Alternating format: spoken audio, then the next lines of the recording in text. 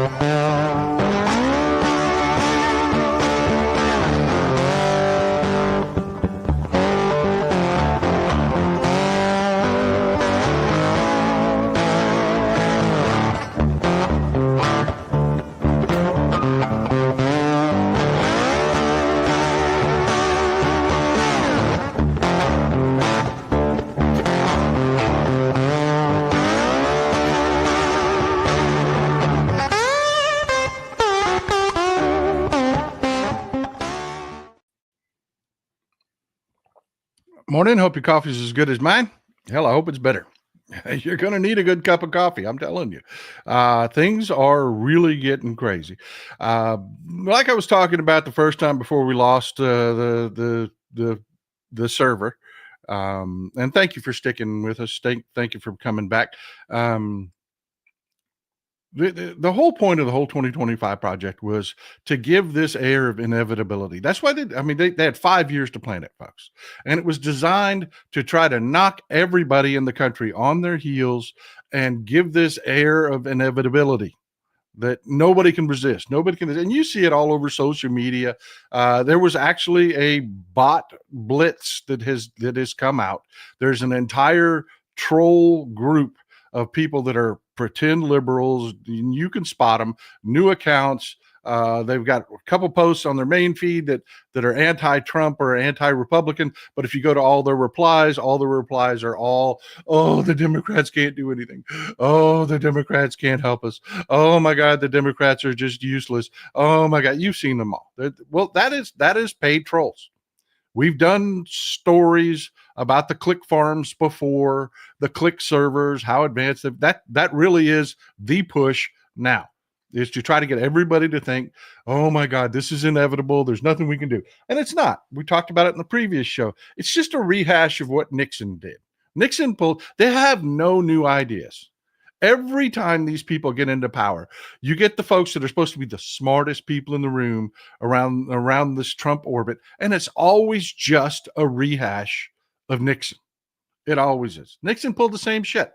You do everything by executive order, so the legislature's not involved. That delays everything. No hearings, no anything. It takes the judiciary weeks to months to get involved.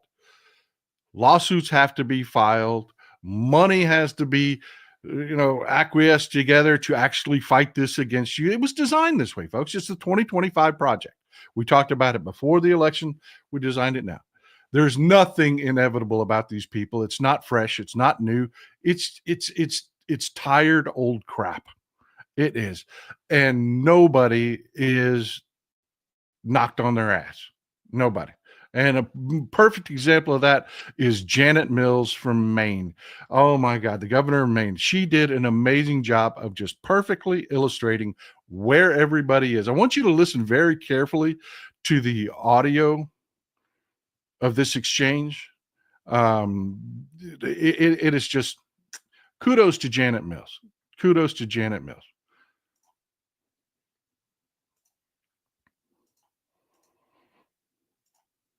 And by the way, folks, this comes to us from Aaron Rupar on Blue Sky. He does an amazing job. If you don't want to listen, I hate this son of a bitch's voice. I do. If you don't want to listen to a bunch of Trump garbage, Aaron Rupar is a great follow on Threads or on Blue Sky, where I follow him. Just does an amazing job of cutting these clips down to the important exchanges so as to not waste your time. Thank you, Aaron. I appreciate you. The NCAA has complied immediately, by the way. That's good. But I understand Maine. Is Maine here, the governor of Maine? All right, before we get into this, this is an attack on our transgender brothers and sisters. This is what it is. It is that waste of time, trash TV, distraction. They can't govern. They're failing at governing. They're failing at their own objectives. So, yeah, we're going to go back and attack trans people again. So they're holding a whole meeting about we signed an executive order attacking transgender people. That gets us here. Well, are you not going to comply with it? I'm complying with state and federal laws. We are the federal law.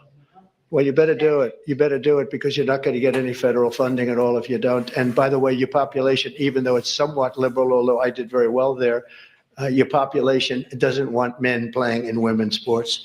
So you better comply because otherwise you're not getting any federal funding. See you in court. Every state, good. I'll see you in court. I look forward to that. That should be a real easy one. And enjoy your life after governor because I don't think you'll be in elected politics. Every state, the NCAA has complied. God love Janet Mills. I'm telling you, this is exactly the kind of response. See you in court. Take your best shot, chump. You're going to lose.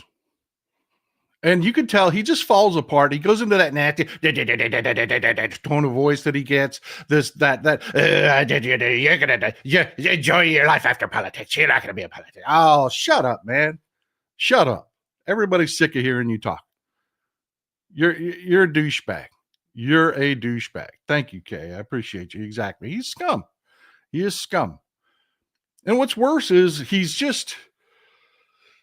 doing damage. But he's already well underwater. This is a Washington Post Ipsos poll from February 13th to 18th. I believe we talked about this a little bit in the last show. Yeah. Already driving people to the Democrats in droves. He just is. Farthest thing in the world from inevitable there is. And it's all of it. All of what he's doing is it's worthless trash. It just is. Everything they do. They just put this out on Instagram. This is out of the White House's actual Instagram account. They put this up. And let me show it to you, then we'll talk about it. Here's the problem. This is a complete and utter lie. And everybody's calling him out on it. And why is he saying it?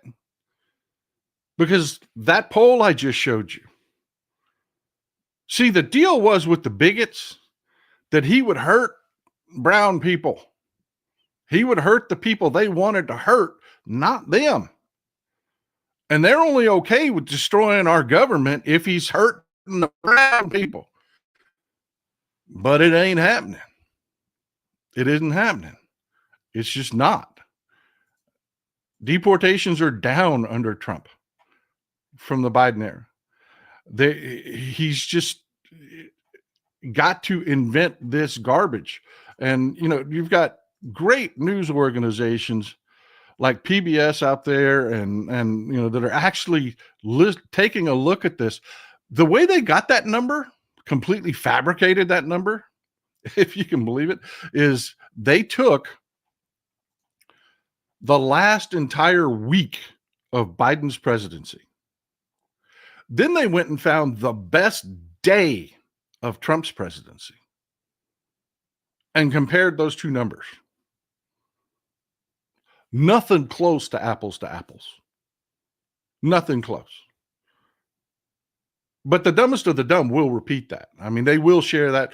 The MAGA morons will repeat that. You're going to hear that from your dumbass uncle. It's going to show up on your social media, 95% reduction. But it's just not true at all. The immigration numbers were already falling prior to Trump getting into office.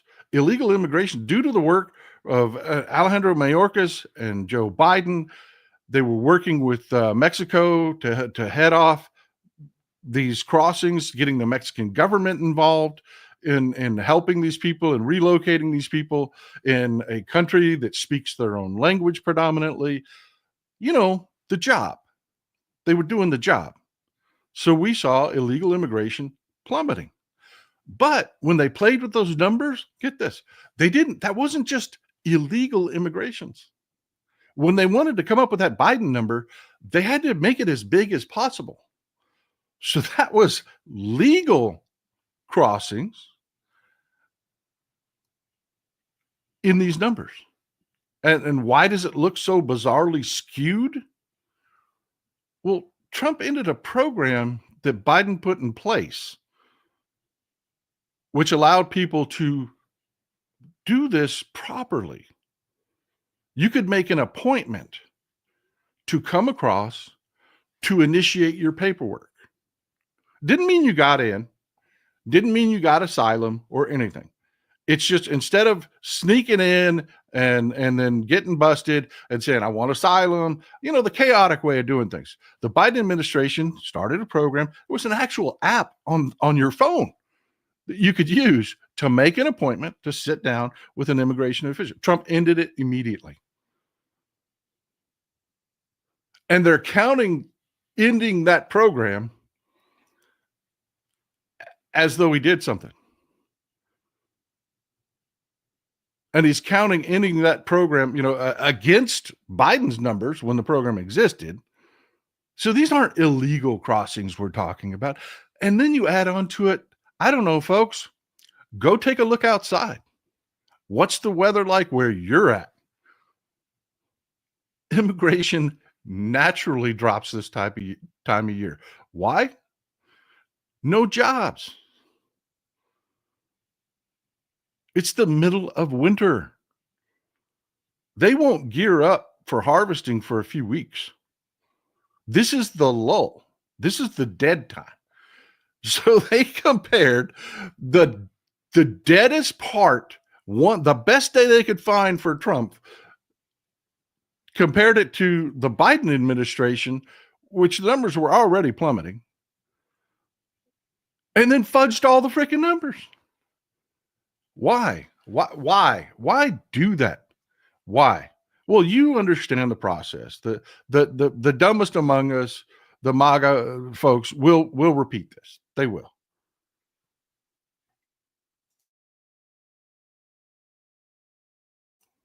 They'll repeat it. They're just going to. But they're losing folks left and right. They just had to replace the head of ICE because there are no deportations. Puppy killer Kristi Noem just sent 400 ICE agents to Kansas, I think it was, Kansas. 400 ICE agents, travel, hotels, man hours, overtime pay. How many arrests do you think they got out of that? Wild guess. It's an interactive conversation. It's an interactive show. You folks are smart, informed. I bet you one of you already knows, and that's your hint. How many arrests with 400 ICE agents? Bingo. I knew you'd get it. I knew you'd get it. One. They are pissing, they're hemorrhaging money on this stupidity. Hemorrhaging money on the stupidity with no results. With worse results than Joe Biden got, which breaks the contract. Because remember, it was all about bigotry. It was all about bigotry. They had a raid near here down in Tyler, Texas. They did. Over a dozen ICE agents, all being paid, all travel, all expenses for their vehicles and all the other stuff. They went into a much beloved, we call them Mexican markets here. There are markets that specialize in servicing our Hispanic brothers and sisters. You know, they import a lot of the popular goods from Mexico. We love to go there because the meat's fantastic. They arrested only the owner. Nobody. I love you people. Look at you. Look at you. Look at you. They arrested only the owner and immediately released him. They charged him with hiring illegals, but arrested no illegals. It was for show. It was for the local Sinclair station that was tipped off and had a camera there, but no raid. No one arrested. The numbers are abysmal and they know it. And it breaks the contract. It breaks the contract with the bigots. The destruction of the military, the destruction of our government, the chaos, the pain they're facing, grandma getting kicked out of the old folks' home because you're going after Medicaid, all of that. There was a deal that they made with the bigots.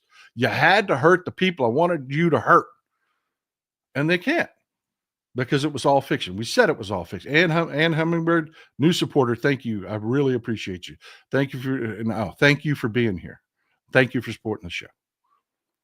We talked about it before, folks. The numbers that they were making up before were bullshit. It was. So they cannot do what they were claiming they were going to do. You know, everybody's like, Paul, they're going to mass deportation. I said, do the numbers. You cannot deport 20 million people. You just can't. It's not going to happen. Yes, they're going to hurt some people. Yes, they're going to have these stupid trash TV television show bullshit. Call your local Sinclair affiliate, you know, made up bullshit just to keep the stupidest of the stupid covered in bullshit. Give them the mushroom treatment. Keep them in dark and cover them in bullshit. Yes, you are going to have that. But is it going to be? No, because Johnny got rocks.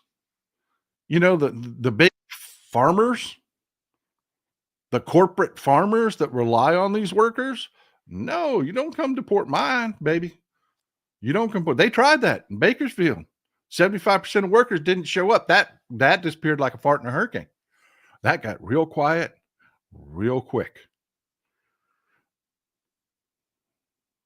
That's the reality, folks. They're failing. So we're going to have a bunch of those spectacles. But when I say they're failing, I mean they are failing. You know, just stick with me here, okay? This is an automatic punch. All right? I got it off TEMU. Now, there's a tool company called Starrett, and they make really good tools. They do. And stick with me. I'm going to talk about, trust me, I will land this plane.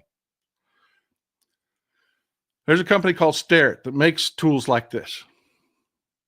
Exceptional tools. Fantastic. One of these from Starrett, it's about $35, maybe 40. I got this off TEMU for $2. No kidding. $2 and change. Is it great? No. Did it come apart in my hand the first time I used it? Yep. Had to fix it. Had to waste. But if you're a tight skate like me, you know, a cheapskate like me, a little bit of time is worth more than money. I don't do it professionally. I've just got a little hobby shop. Not really hard and great, so I can't use it on a lot of steel. But the way it works is you just take this, I'll do it on the bottom of my desk so you can hear it, is you just push it up against wherever you want to make a mark on a piece of wood or a piece of plastic or, you know, mild steel, whatever, and you push it in and it'll trigger. Pop.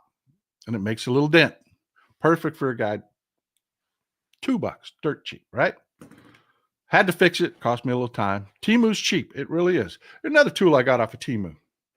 Really cool, man. This is a really cool tool. If you're gonna make a lot of like mortise and tenon joints, stuff like that, and you don't want to have to take your tape out and remark every piece, remark every piece. This is the way this works. This is really freaking cool, folks. It really is. It's really freaking cool. All right. On the end of this thing, you push it out. Just push it out. You see on the end, it's got a little cutter, a little round cutter on the end of it. You set it to the depth that where you make your original mark. Set it, flip this handle, hold it in place, cinch it down so it can't move, and you're done. Same mark over and over again. You put it on the end of a board, up against the end of the board like this. Same mark over and over and over again. Just set it aside, set it, forget it. Dirt cheap, not complicated. Not a complicated tool at all. So I bought it off TEMU. I did because I'm a cheapskate. I am. I paid about a fifth of what I would normally pay for one of these. Here's another one. Here's another tool I got. This is really freaking cool. If you want to build a drawer or you want to build a cabinet carcass, you're going to need to hold the corners at right angles, right? You are. And all you need out of this tool is it's got to be a right angle. Measured it. It's a right angle on the inside and the outside. See, it's got a little notch here so the corner doesn't interfere. And the way it works is you take two boards, put this down in it, take your two boards that you're going to hold together. This is the clamp part of it. All right. Here's the clamp part of it. Slips in one of the holes. Then you just tighten it up and it'll hold the board in place. All right. All you need out of it is it's got to be 90 degrees, not complex, right?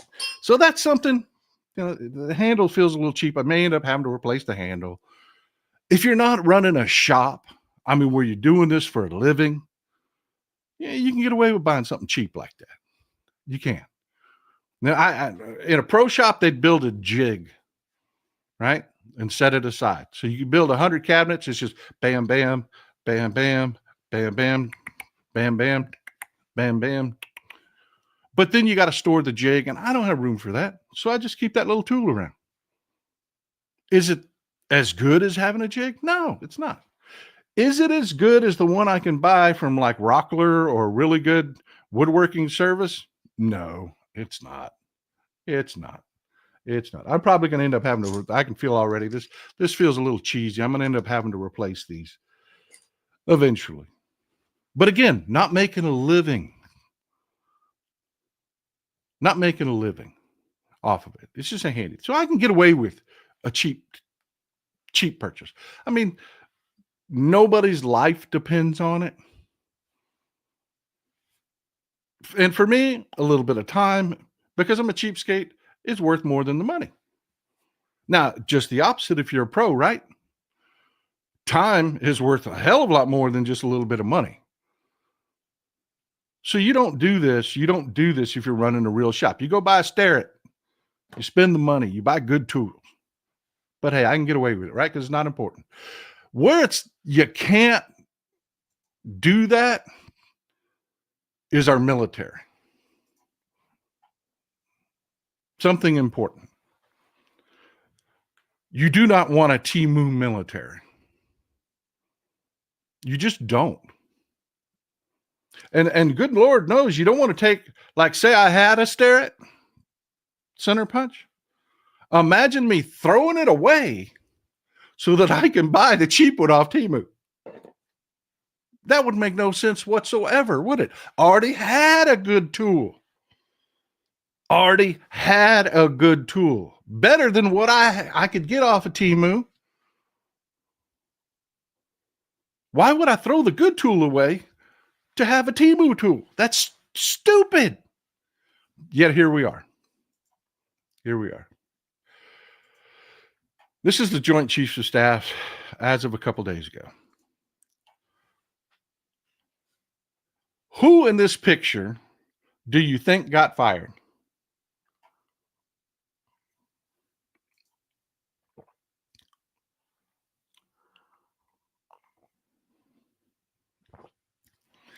Now, Pete Hegseth is a TEMU Secretary of Defense. He's a Secretary of Defense who is worthless and useless not qualified for the job. He's a Christian nationalist, white supremacist jackass. Who do you think they fired in this picture? They fired 2 people.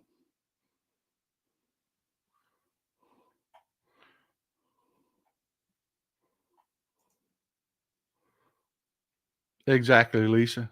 Exactly. Exactly. So let's talk about it. Let's talk about what just happened. What just happened?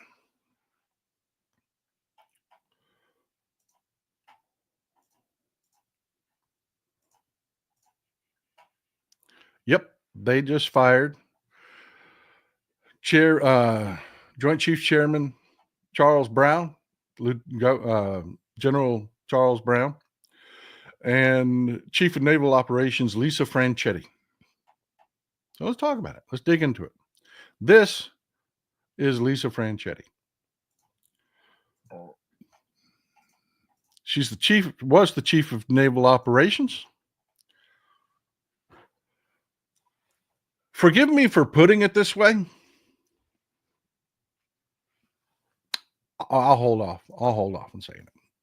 This is Lisa Franchetti, okay, and this is just a soupçon, just a taste of her resume. Okay, she was. Let me just find it here and run through it. She was the first division officer on the USS Shenandoah.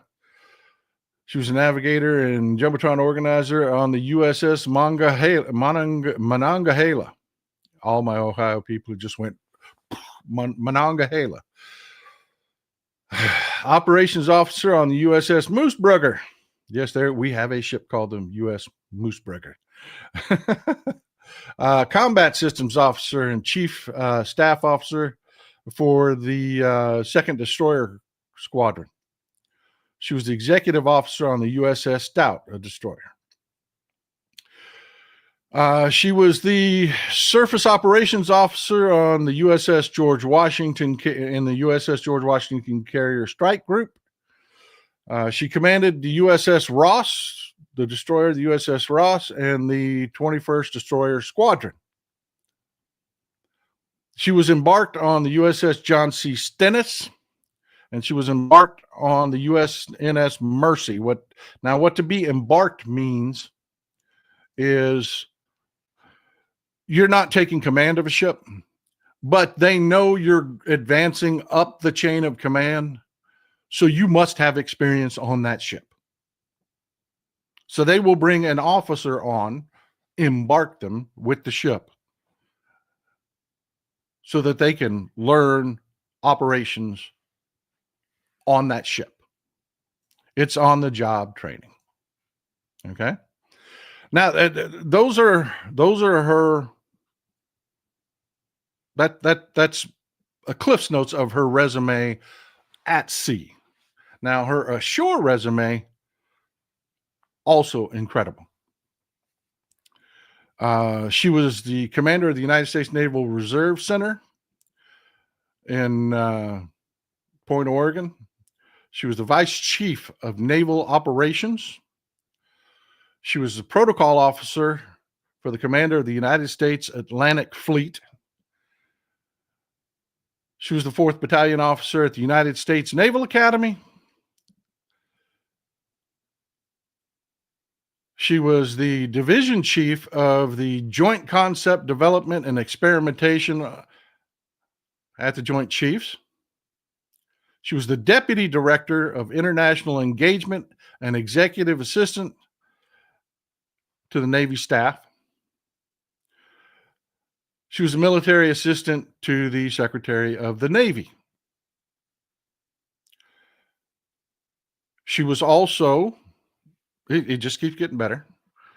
She was the commander of the United States Naval Forces Korea and commander of Carrier Strike Group 9, commander of Carrier Strike Group 15, chief of staff to the Joint Chiefs of Staff. Not the actual chief of staff, but there's a job where you are a subordinate that actually works, kind of like the White House chief of staff, that kind of thing. She was the plans and policy commander for the 6th Fleet. She was the naval striking and support forces commander for NATO, deputy commander, United States Naval Forces Europe, deputy commander, United States Naval Forces Europe, deputy commander of the United States Naval Forces of Africa, Joint Forces Maritime Component Commander. Oh, let's see. When she was in command of the 6th Fleet,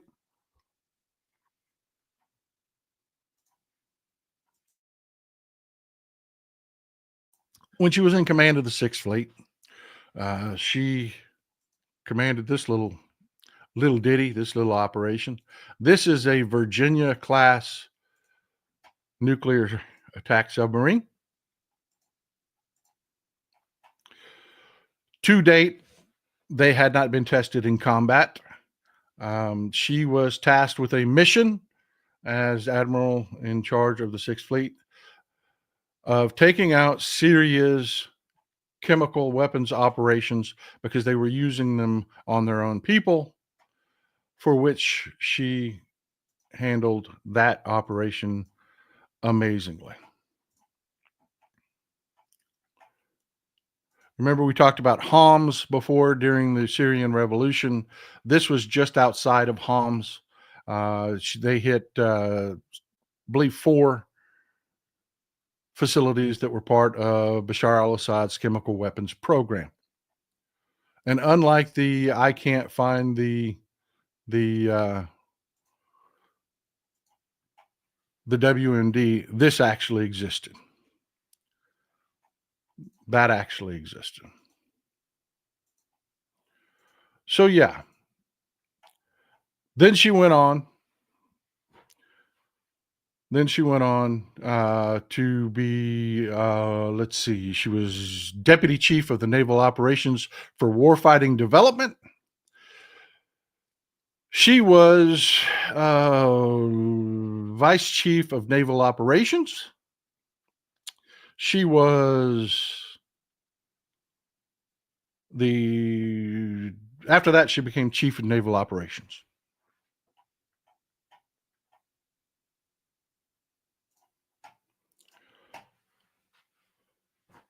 Yeah. Chief of Naval Operations. So let me put it this way, and forgive me for saying it like this. I mean, no disrespect by it at all.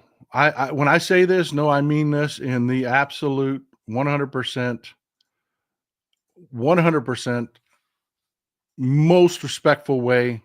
And I don't think it would offend her because she's an old salt. This bitch can fight.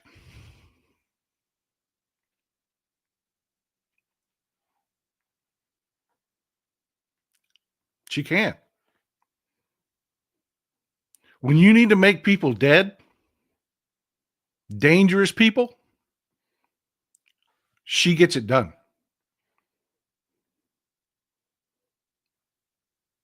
And she's gone. Out. For no reason. Other than she has a vagina and we now have misogynist pricks running our country. That's not even her whole resume, folks.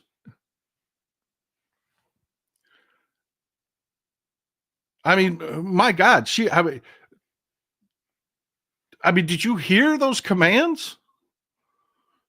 Her experience? And just fired. And this is General Charles Brown. He was the chairman of the Joint Chiefs. He made his way up. He every step of the way. He started out as an F-16 pilot, folks. 2,900 hours logged. Just under 150 hours in combat.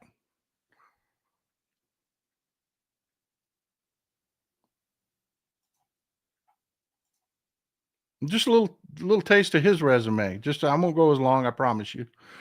But yeah, I mean, of course, he was a pilot, which doesn't give you any qualifications for chairman of the Joint Chiefs, but he went on to command a couple squadrons. Then he went on to command a couple air wings, including our critical air wings in both Korea and Italy.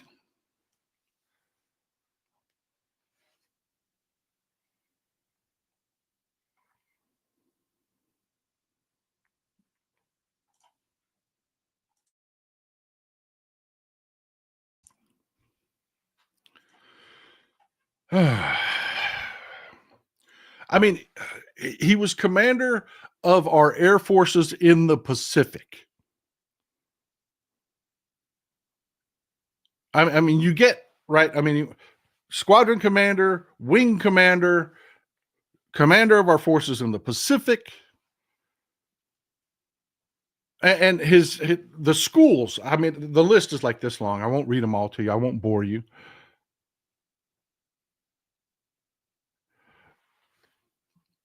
But I mean, he was aide de camp, for the Air Force Chief of Staff. He was Secretary of the Air Force. He was Staff Executive Action Group and Deputy Director of Operations for the U.S. Central Command. He was a fellow at the Institute of Defense Analysis in Alexandria. He just, again, Kunsan Air Force, commander of our Air Wing and Kunsan Air Force Base, commander of our Air Wing in Italy. I'm having a hard time remembering what I can't remember where it's based in Italy. It's one of you folks in the military will remember. He was the chair for. He was the commander of the U.S. Air Forces in Africa. He was the commander strategic deterrence and nuclear integration headquarters at Ramstein. It's just one thing after another. Just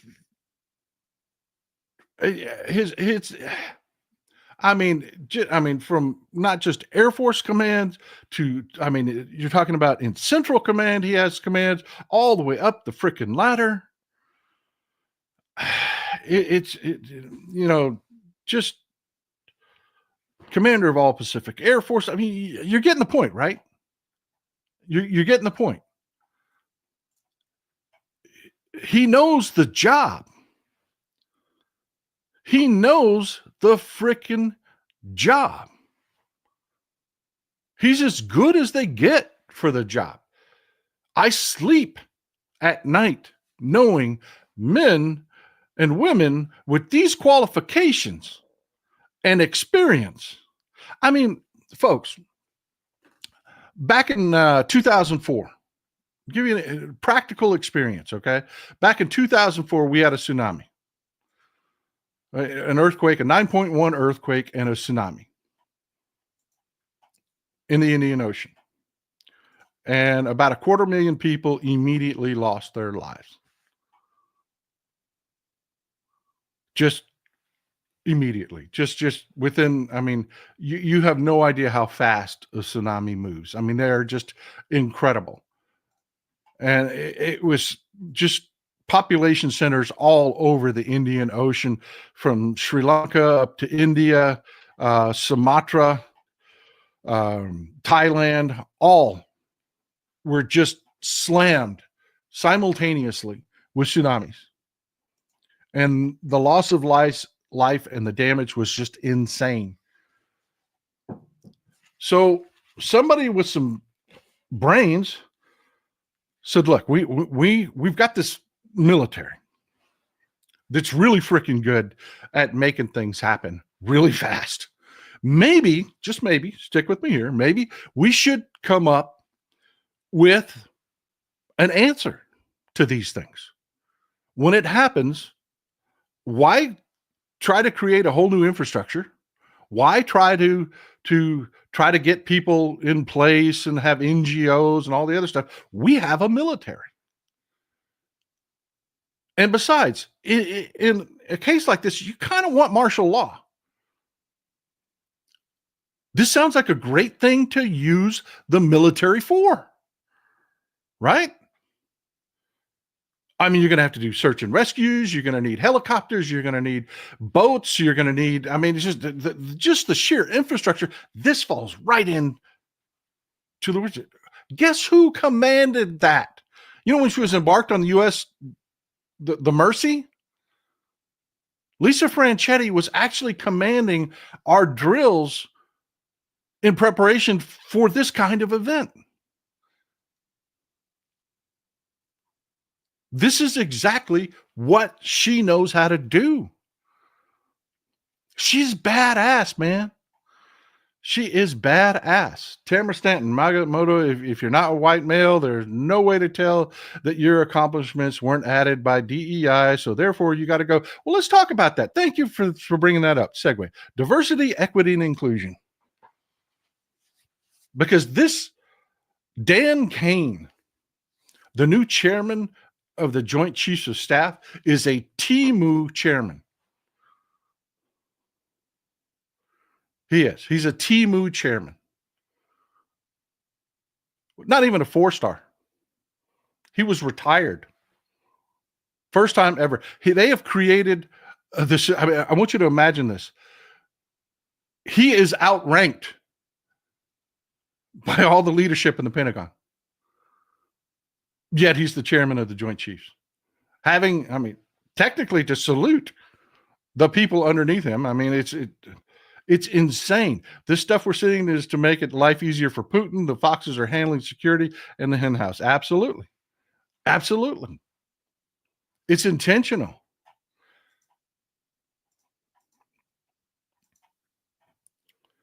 But let's talk about DEI for a second. Diversity, equity, and inclusion. Say it out long. Don't just type DEI. Type it out. Diversity, equity, and inclusion. What is it? What is it really versus what they call it on the right? Diversity, equity, and inclusion. All it is. It's not a job. It's not a guaranteed job. It's not anything like that. It's not quotas. Nothing like that. All diversity, equity, and inclusion is saying we're not just going to look at the mediocre white boy stream for where we do our hiring. We're going to actively look out and recruit the best. That's it. That's all it is. That's all diversity, equity, and inclusion is. Recruit the best, no matter where they come from. Recruit the best. Now, what the dummies and the bigots tell you diversity, equity, and inclusion is promote somebody of color over a more qualified white person. And that's a lie. It's just a lie. It's not what it is at all. It's the best person gets the job.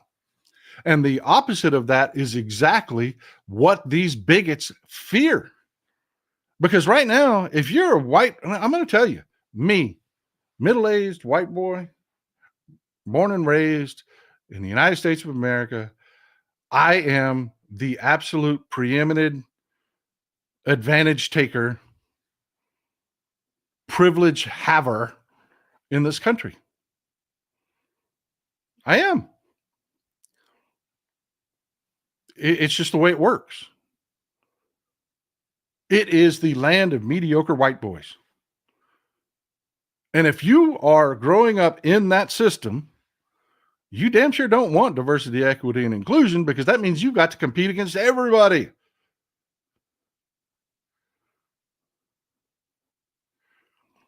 And our new chairman of the Joint Chiefs of Staff, Dan Caine, is the perfect 100%, could not be a better example. This is Dan Caine. This is Dan Caine. He's the new chairman of the Joint Chiefs of Staff.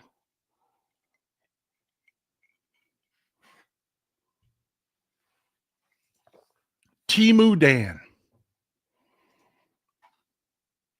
Dan Caine, I'll give you some idea of his resume. All right. He's also a F-16 pilot. He is also an F-16 pilot.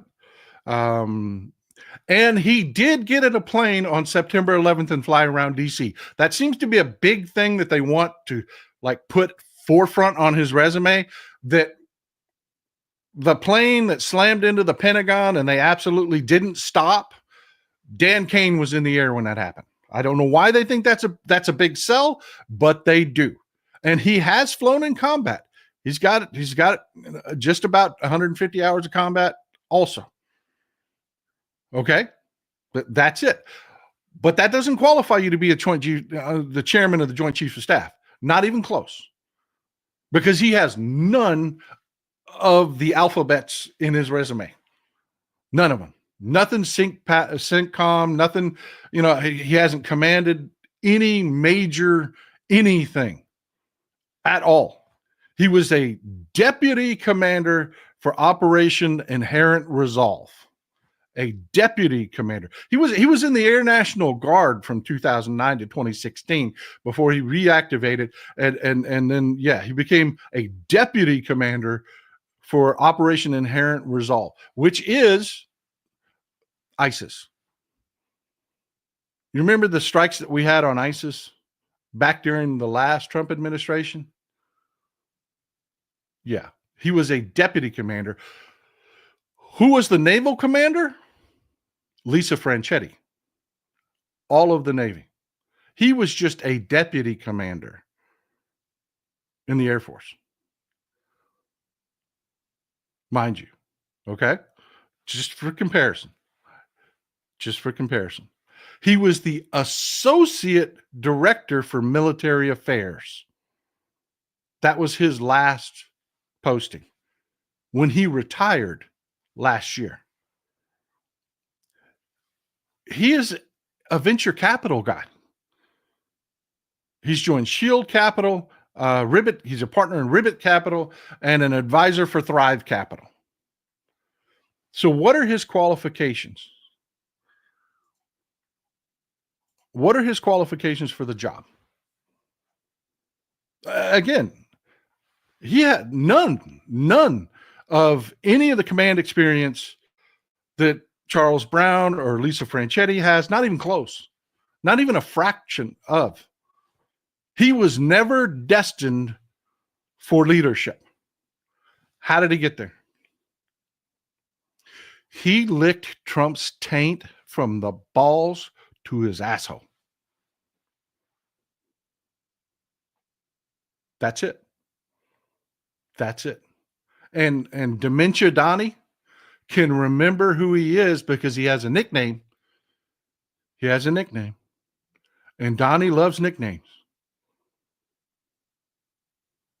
But when Donald Trump went to visit Iraq, Dan Caine broke protocol and put on a MAGA hat in uniform.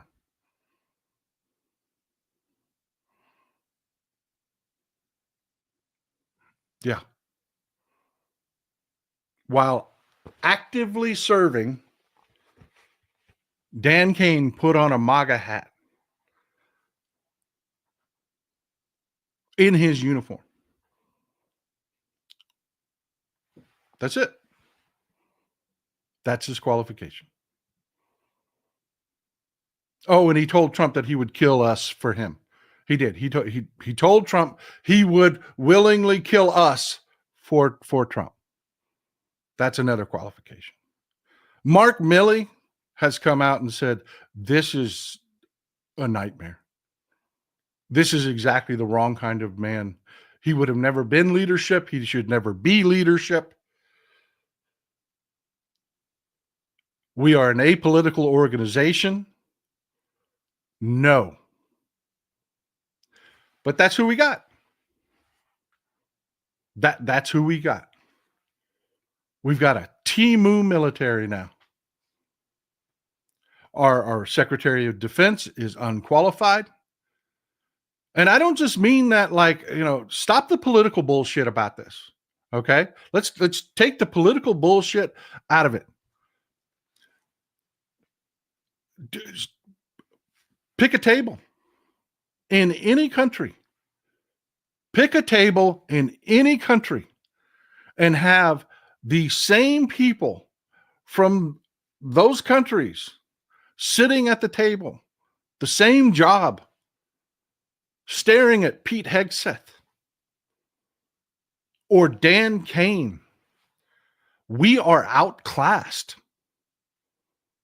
There isn't a country in Europe that has incompetence like this. There isn't Russia. As bad as Russia is and corrupt as Russia is, their defense minister, lifer in the military. Command after command after command. China, same thing.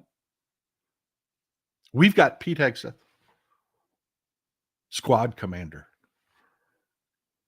and Christian nationalist tattoo guy, and Dan Caine. Cecile Kazemi, thank you. I appreciate you. Thank you for supporting the show. And this is it right here. This Miss Anonymous, exactly. No one does. No one can trust our military anymore. Leadership matters. And that's not an aspersion cast at our soldiers or even all of our leaders in the military. But leadership matters. Leadership matters. And right now, ours is shit. It is. Christy Germack, DEI, what's the difference in using a golf handicap to allow people to compete on an equal and fair playing field? Not even close, Christy. Not even close. That's not what DEI is. There's no handicap to it at all. All DEI, diversity, equity, and inclusion is you're going to actively recruit from all corners to get the best people. You don't lower the standards for the people. You just bring in the best people. What does that do? Well, every time you take a look at a college, they go after these programs. What happens? They fill up with mediocre white people. Every time. Every time. It stops being the best of the best, and it turns into mediocre white people. That's what you get. We're now the military of mediocre white people. Instead of the best military on earth, I mean, Jesus, I was sitting here reading Lisa Franchetti's resume. And again, too long to read in the show. And I'm just like, my God, this is what I want. This is what I want for my children. Not anymore. Just not anymore. She's female. Thank you, Helen. She's female. So we can't have her. E.T. They want to make our military into a first-person shooter game, the warrior culture. They have no clue what they're doing. None whatsoever. And we talked about this in the last show. The Defense Department needs to make cuts. It does. It is a bloated budget. It needs to make cuts. But they have no clue what they're doing. So we're not going to get the right cuts. We just aren't, which is evidenced by these firings. It wasn't about what you had and how effective it was. It was about who did it benefit.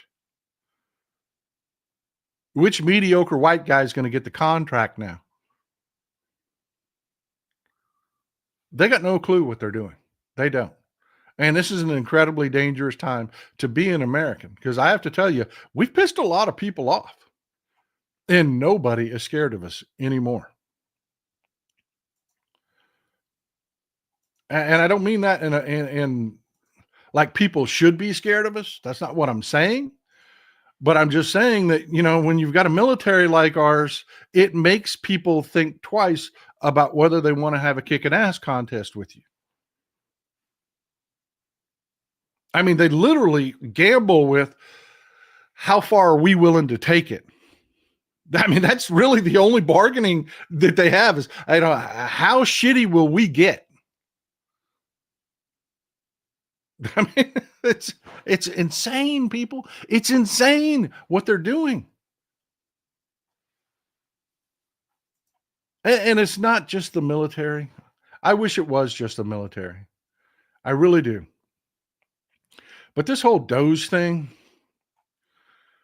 um, even the corporate media, even the corporate media is having to report on this. And you know damn well they don't want to.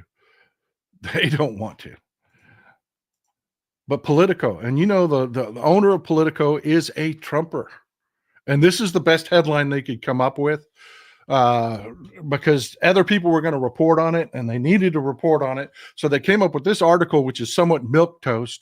And this is the best headline, the most flattering headline they could come up with was Doge shared its receipts and some of them don't match, which really tells people nothing. Which is the point of a headline like that, is to not let the stupidest among you that are the bigots that, remember the deal's broken now. They didn't get the right people hurt that they wanted to hurt. They didn't get to hurt the brown people. They're not getting the deportations that they wanted.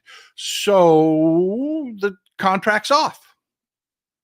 The contract is off. Now all of this matters to the bigots. But here's a more accurate headline. From all places, Business Insider, which is also Trump taint licking paper.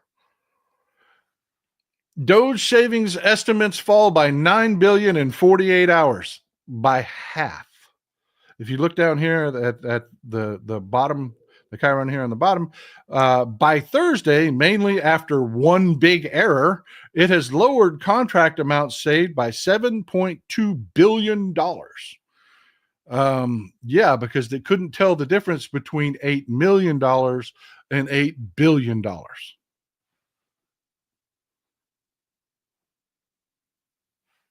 That really happened.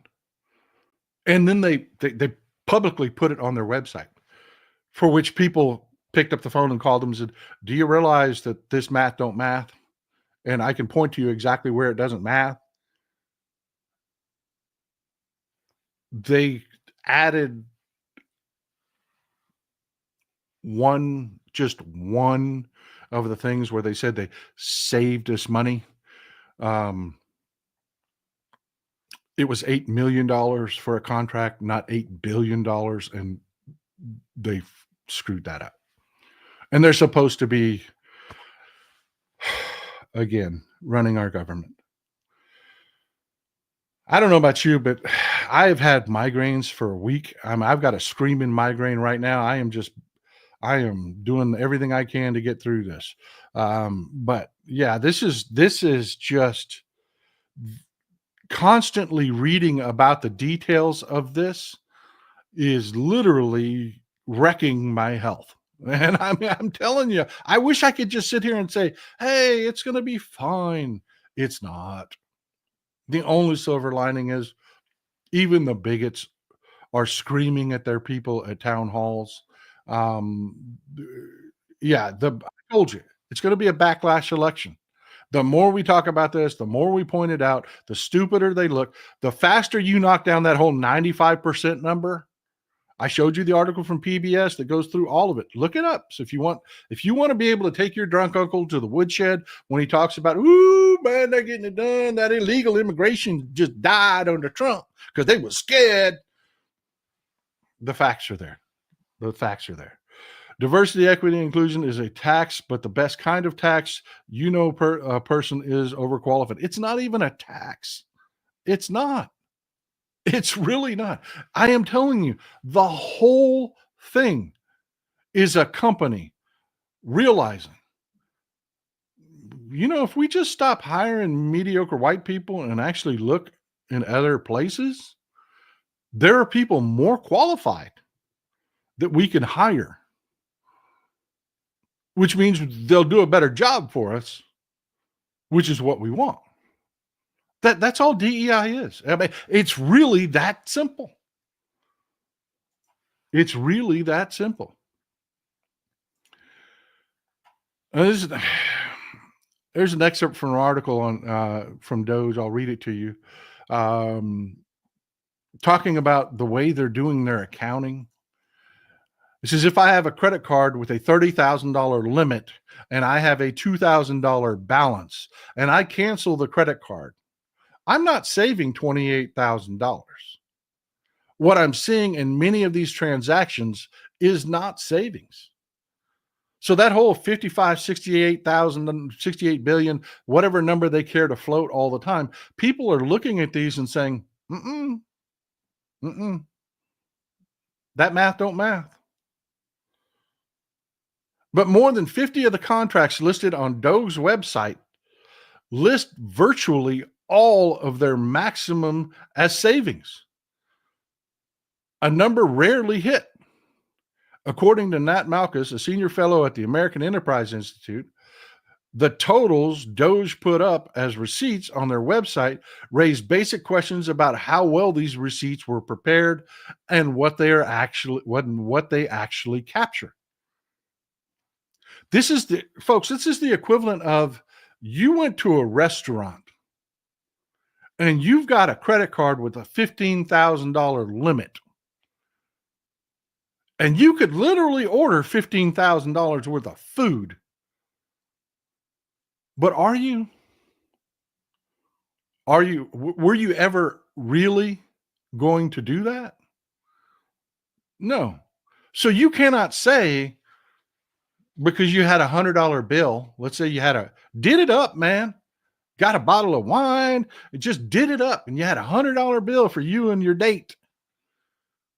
Well, you got $14,900 left on that credit card that, according to Doge, you saved. It's insane, folks. It is a TEMU presidency.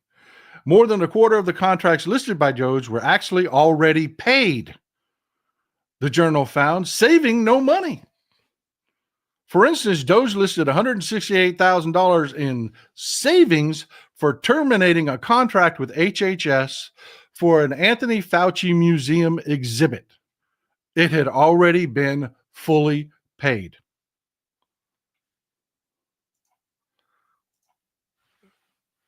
That really happened. You know, Anthony Fauci spent his life in service to the government. So HHS was the umbrella he fell under, spent $180,000 for it's a package that they give to people for museums. If they ever want to talk about, when you go to a museum and you look at something and there's stuff listed there or pictures, or you've seen it before if you've been to a museum. The museum doesn't do all of that. Those are exhibits. So HHS put a Anthony Fauci exhibit package together so that when a museum wants that information, you just send them the package.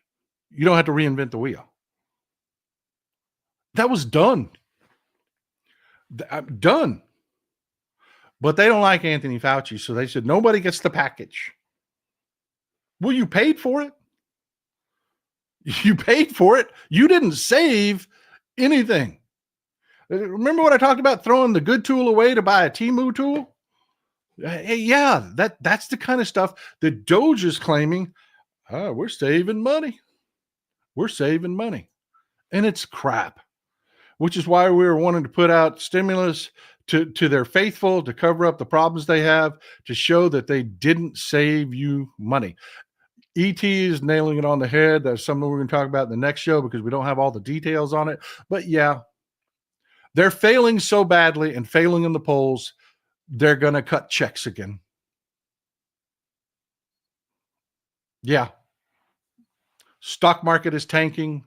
The economy is tanking. So they're going to cut checks again. That already decided. When and where we don't have the details on, so I wasn't going to really bring it up in this show, next show, or the show after when we get more details. But yeah, the old Trump go-to move. We're failing, so we'll mail out some checks for people. This is really happening, folks. This is why we needed to show up in November, and we didn't. This is our find out phase. Trump thinks he owns the USA and it's his company. I know, like in that video I showed earlier where he said, well, we are the law. Well, you are not the law. You're not. You're not. The legislature makes the law, the judiciary interprets the law.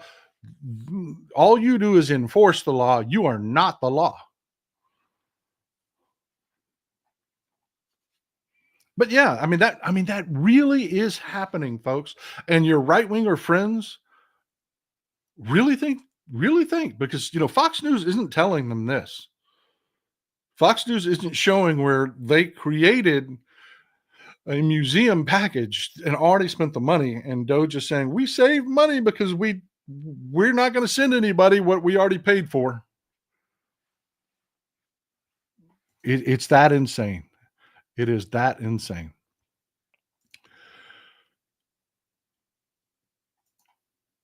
And it's dangerous. It is dangerous. It really is dangerous because our European friends, members of the European audience, have figured out we're unreliable. We are unreliable. We just are.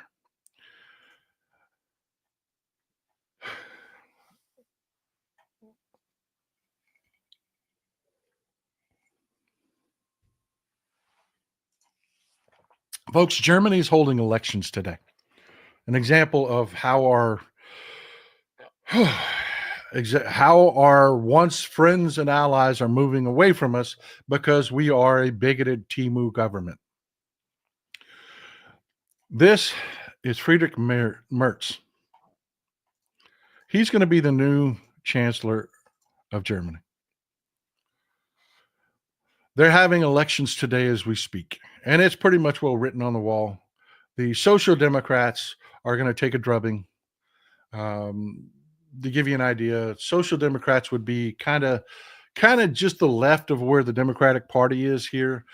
The Christian Democrats, which is where Friedrich Merz comes from, they are just to the right.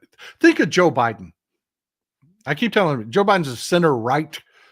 That's what they are. Putin is not going to win this election. He's not. What you're going to hear a lot of coming out of Germany is the AfD, the Nazis. They're going to do a little better than they normally do because Elon Musk has spent a fortune pushing the bullshit immigration nonsense there. And the AfD attracts the same thing attracts here. The MAGA voter, the stupid people, really stupid people, the poorest people. That's who the AfD attracts. And Elon Musk has been spending a fortune getting those people to come out. They don't normally vote, getting those people to come out and vote. So the AfD is going to do a little bit better. And you're going to hear the right say, oh, that means we're right. Everybody knows it. Everybody sees it. But no, at the end of the day, right about now, actually, the polls have closed in Germany, and you're going to start seeing the predictions coming out.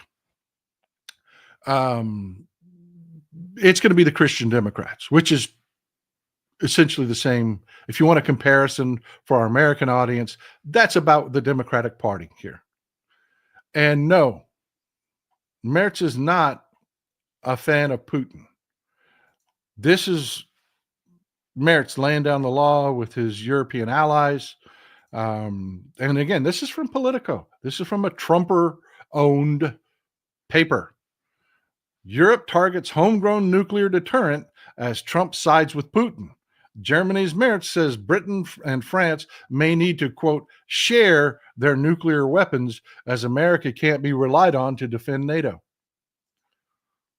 Yeah, that doesn't sound like a pro-Putin guy, does it? What he's saying is, look, we're all going to need nukes. We're going to need our own nuclear deterrent. We're going to have to come up with our own system. Screw the Americans. They're not going to be here for us. Can't count on them because they'll elect people like Donald Trump. We got to do it our damn selves. That's what's going to win in Germany. Yeah. And definitely no, Merz is definitely not very pro-Trump. He is one of the most vocal of Europe's leaders in calling Trump out on his bullshit.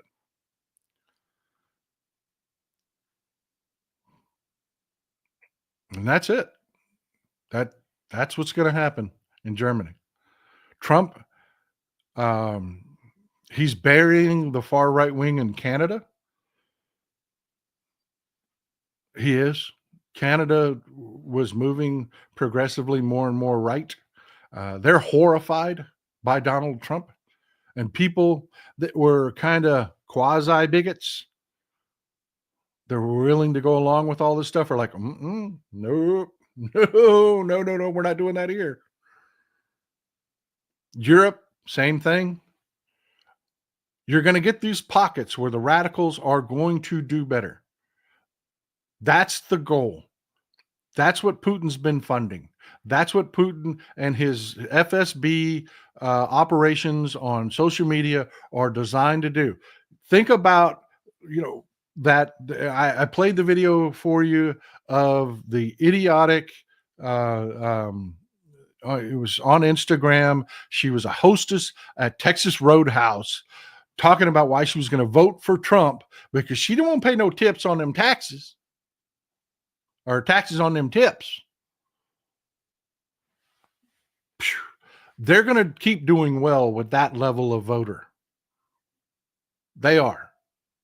And Putin knows it. And Putin knows it sows discord and chaos and makes it more difficult for the rest of us to govern.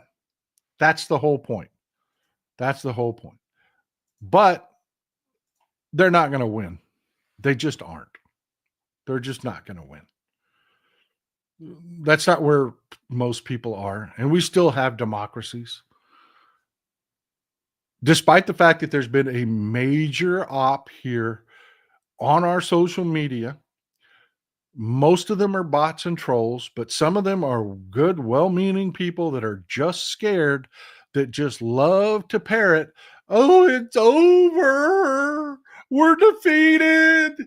They can't do anything. Oh my God." Or "Revolution now." Really, dude? You won't show me your face on social media or put your name out, but you want me to follow you into a revolution? No, no, no. We're going to beat them. We are. We got special elections coming up. And even if we don't take back the Congress in special elections, because let's face it, both the seats in Florida are just deep red. They are. But even if it's close, that should terrify the shit out of Republicans who are already scared. You want to know how scared the Republicans are? They're not letting Elise Stefanik resign her seat. Yeah, the reason I keep talking about Florida special elections, there is no special election up in New York yet. Because Elise Stefanik, they're scared to let Elise Stefanik take her new job. So they're not pulling her confirmation up for a vote. You notice there's been no confirmation hearing for our ambassador, our UN ambassador. They could do that any day they want. They control the agenda, but they're terrified to hold a confirmation hearing on Elise Stefanik because they have the votes on a partisan basis to force her through. But that means a special election that we are much more likely to win, and they lose another seat. They're that scared. So this whole air of inevitability is crap. Exactly. Hold the line. Hold the line. Don't accept the bullshit from the bots, trolls, or scared people that, oh, it's over, Democrats are bad, and all that. That's bullshit. Overcome evil with good, Apostle Paul to the Romans. I'll take it. I'll take it. That is what I have for you today, folks. Thank you for being so patient while the server on StreamYard crashed and we rebooted. I appreciate y'all being here. 4,000 people here. Take a minute to hit the subscribe button and the thumbs up button. We can get this message out to as many people as possible so that, yes, people know our military, our much vaunted military, is done. It is now the TEMU military. And because leadership matters. And the leadership that we have is a joke. It is a joke. The chairman of the Joint Chiefs is a joke. There's a reason they've never pulled a retired general out. And his only qualifications are, again, that he nuzzles Trump's taint from the balls to the butthole. That's it. That was his only qualification for the job. Colleen Sarah, if 47 and Musk had head CTs, results would all be all white better. Yeah. Yeah. I actually know what you mean by that. Not giving up in New Hampshire. No. We're not giving up anywhere. Not giving up anywhere. Folks, I'm going to reach out to the campaigns down in Florida, see if I can get those people to come on here and talk, give them as much air as possible. We're going to do everything that we can. The special election in Wisconsin is for a Supreme Court seat and maintaining liberal control of the Supreme Court in Wisconsin. It is incredibly important that we show up for that special election. So let's do this, man. The Republicans are terrified. They are just evidenced by what they're doing. You don't have to take my word for it. Have they pulled Elise Stefanik up for a confirmation hearing? No. Why? They don't want the vote. They're terrified of holding a special election in her district. So they will not do it. For all the talk, and they came out and spread disinformation among their own people that, oh, Democrats are talking about delaying and they're not going to hold a special election. They said, there is no special election. She's never resigned. That's the Republicans, folks. That's how scared you know they are. Well, I love you, folks. I am going to go nurse a migraine. Thank you for all the support. I appreciate you being here. Couldn't do it without you. Enjoy some Texas cities at night.